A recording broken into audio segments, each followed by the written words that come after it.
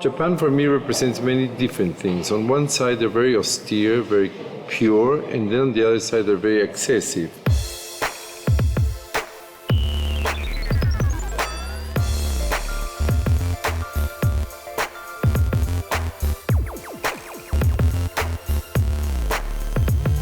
I'm doing this Japan Vogue issue, and I'm not Japanese, so I don't know everything about Japan. So a good way of sort of getting some of the details is by looking at their books. I'm looking for inspiration. Very difficult. No. Oh, what about a ballet dancer? Tomorrow would be great to do a portrait of a ballet dancer. It's a nice way of analyzing how people stand, how they behave, how they dress, what they do, how they lay out their books, how they present themselves, how they present the work, what sort of lighting suits their faces. I will photograph some of these books because this will be a way for me to communicate with my editors that are going to do all the styling in a very clear way of how we should do it. Everybody has to get into that same vibe so that they bring to the table something at the same level, because an issue is 100 pages and all the stories have to communicate with each other for it to be a sensible project.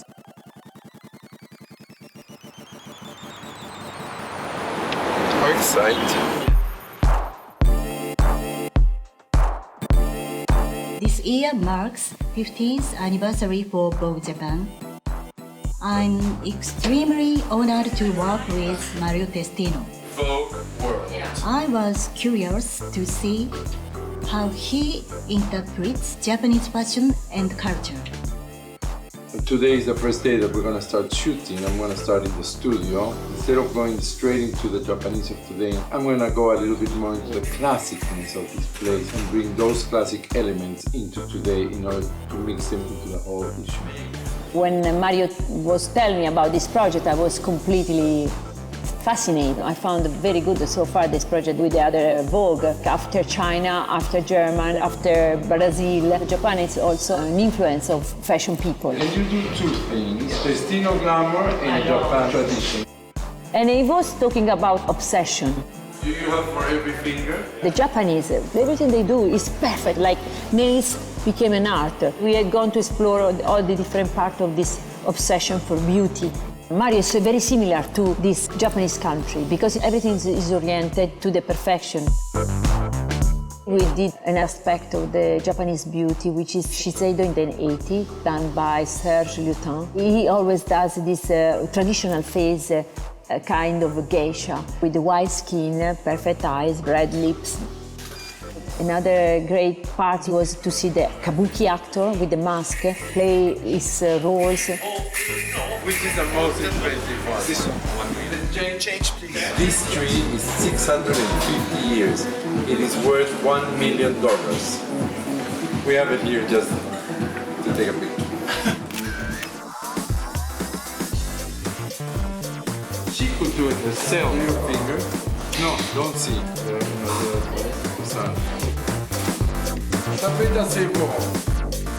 I was fascinated by Rei Kawakubo outfit. She said the inspiration was the unconscious dark part of ourselves. Beauty always celebrates the shiny part of the woman, but it's very good to exploring the darkness sometimes.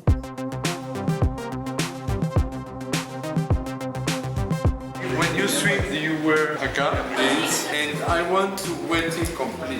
Fold it. Get me a jug of water that I'm gonna pour on top of him. And get me some plastic for the floor. There, exactly. We wet at the same time the front and the back. Beautiful. Everything you can pick here is already a picture. It's polite, it's clean, it's graphic, it's sharp, it's beauty. We're trying to decide what to do with it. Makeup or no makeup? Through the job, I can understand what he likes and make me feel very comfortable to express myself to help in this research of beauty. Today we're shooting Japanese Vogue in London with Mario Testino. So I'm going to do now the series with Sarah Jane Orr and Suvi as the model. A story that looks at the other side of Japan, the more monastical side. It's too everyday, worn, real. and ours should be hard, almost like a hat. Something that is not luxurious turned into luxury. And he's very hands-on. He likes to be a part of the hair and makeup process a lot. It's great to see someone so invested, you know. The challenge for a shoot like this is trying to be strong but not ridiculous. You know, where do you find that thin line in between doing something that is interesting and new and different, but at the same time doesn't look like a gimmick? And what I like about the take of Sarah Jane is that she's trying to bring peasant mixed in with couture, really sophisticating these very pared down minimal looks. I decided to use Miranda Carr for Japan Vogue because I thought that she was very popular with the Japanese girls. Are we ready? Come, darling. I wanted to make her play different roles, 3 looks to show that the issue is as varied as those 3 themes are. Tomorrow we're going to do a story inspired on Yoko Ono, the Japanese that leaves Japan and goes to another country, and what that person or her culture bring into our way of looking at things. You don't have sunglasses, do you? Yeah. Somebody in my office that does all my research said to me that she'd read this article that in Japan today there is a decay in their population. And I thought that it would be good also to do this story to, in a sort of way, try and push the procreation of the Japanese people and to get the young people to really believe in love and in romance again. Oh, today it's chaos in the street, and I want that chaos. I want it to be completely chaotic, unplanned, unprepared. But that's what's interesting, being able to live life on both sides, the safe and the unsafe. Bit different. Wow! The models. Japan, here we come. I always arrive early to see it. I want them to be aggressive in a way, like savage. I love the hair like this. Wow, look, she's amazing. Can we dance? Where are we going? Down. Okay, go.